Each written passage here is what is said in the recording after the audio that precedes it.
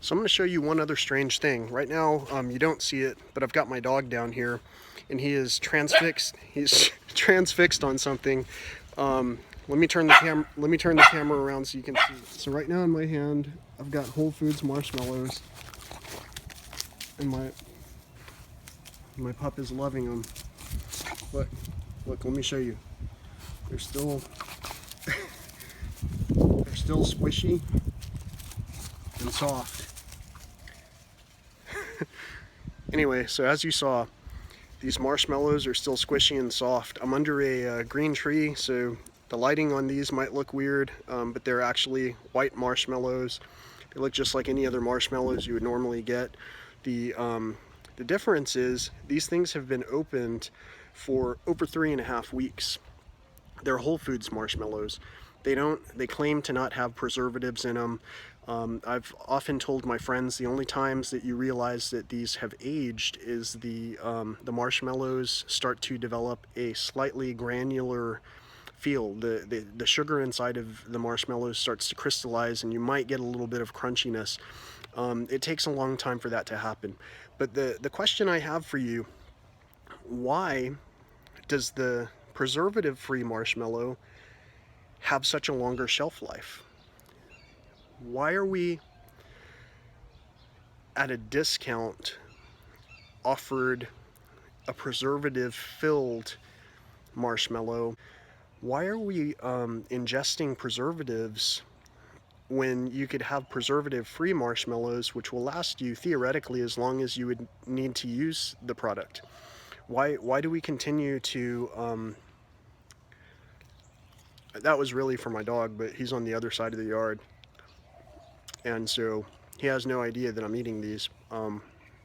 But at the same time, I've got more inside, so don't worry.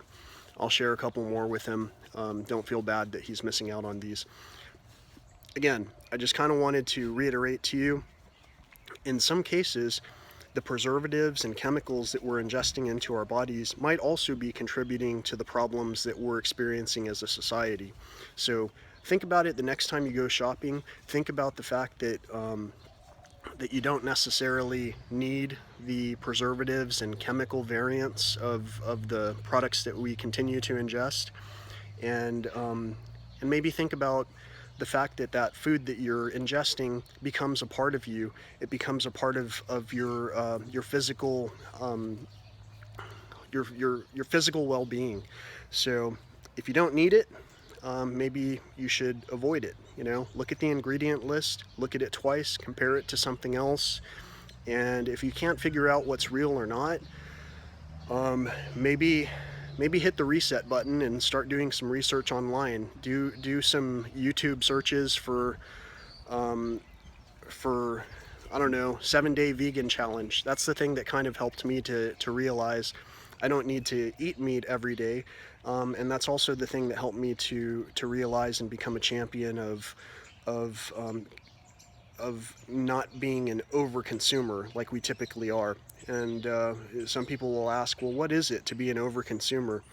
Well, for me, I was 60 pounds heavier, and there was no end in sight. No matter what diets, workouts, or whatever I was doing, I continued to maintain a certain weight. In fact, certain prescriptions that helped me to alleviate ensuing issues like high blood pressure helped me to gain weight in an accelerated manner.